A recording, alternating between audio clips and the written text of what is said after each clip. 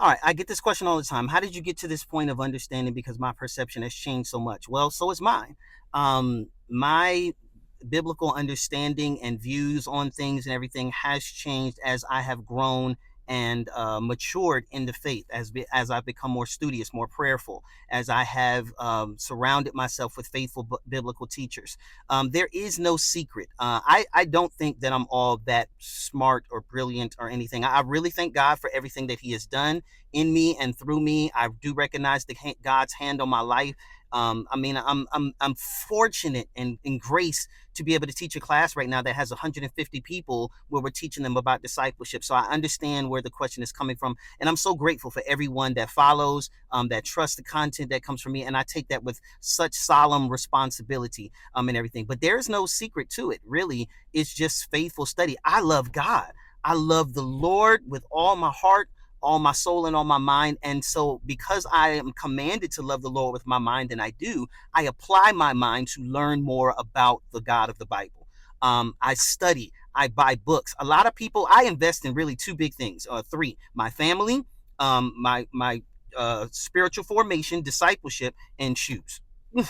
That's really it. I don't buy a lot of clothes, a lot of jewelry, all that other good stuff and everything like that. I value, you can tell what I value by what I spend my money on. What I spend my money on is my kids, my wife, and everything like that. And books, you see those large library. What you don't see is the number of digital books, the Bible software, and stuff that I'm investing in. And then I love my J's. I love my Jordans. All right, blame my daughter on that. She's the sneakerhead that started all this. But I want to know biblical truth. I am consumed with a love for knowledge, and then a lot of it is, I'm just be very honest, I was scared.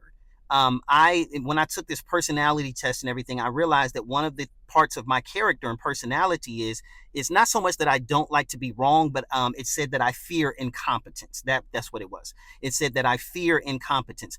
One of my biggest fears is being in a room and someone asks me a question and I don't know the answer, not because I'm incapable of finding it, but because I was too lazy or too apathetic to do the proper study. So I would be teaching Sunday school or something like that, 45 minutes, and I would spend 12 hours in study. I mean, just I want to know the Bible. I want to know the God of the Bible. I am a critical thinker.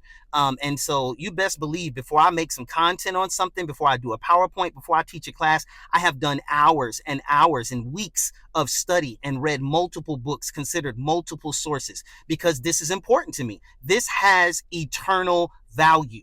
The information that I am gleaning from the Bible, specifically from the Holy Spirit and from other resources, it has eternal value. So I invest in it. And so as a result of that, God has blessed me and surrounded me. And then I'll say this: I am so fortunate to be surrounded by an incredible, I'm not even gonna call any names, but an incredible amount of biblical teachers who are phenomenal at what they did, from chaplains that I have served with, from pastors, to preachers, to my apologetics community. I surround myself with people who are like-minded. I heard a quote one time, and then I'm gonna end with this, said that you are the sum of the five people that you spend the most time with. So if you are in the middle of the five people that you spend the most time with, what would that tell you?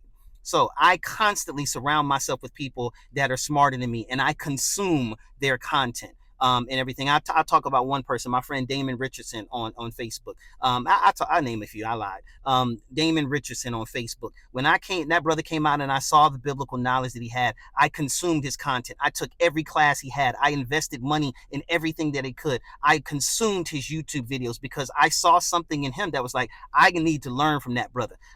Bishop Troy Anthony Bronner, I just consumed his material. When I went to his church back in the days when they had CDs, I bought every single CD he had, and I would listen to them on the car rides back and forth to pick up and spend time with my daughter.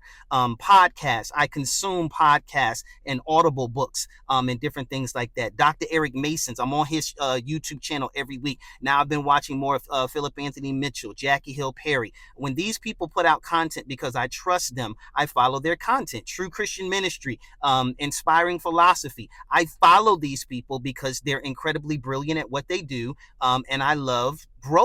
And I will always be a better student than I ever will a teacher.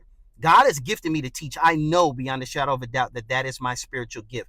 But my greatest gift is that I'm a student. When I find a good Bible teacher, oh my God. If you follow me on Facebook, you see when I'm in church, you can always tell what I think about the preaching by, the notes that I take. If you preaching real good, I'm on my iPad, I'm taking notes, I'm consuming notes, and everything like that. So my pastor, and everything like that, when I'm listening to other teachers, I am consuming their content because I want to grow, not just because I want more knowledge, but because I really want to know the Lord. That's the end goal. I don't want to just be smarter. I don't want to just have book knowledge. I want to know the Lord. And the more I learn things, it helps me to know and develop my relationship with God more. So read, invest in yourself, study, and surround yourself with people who are like-minded that have the capacity to help you to grow.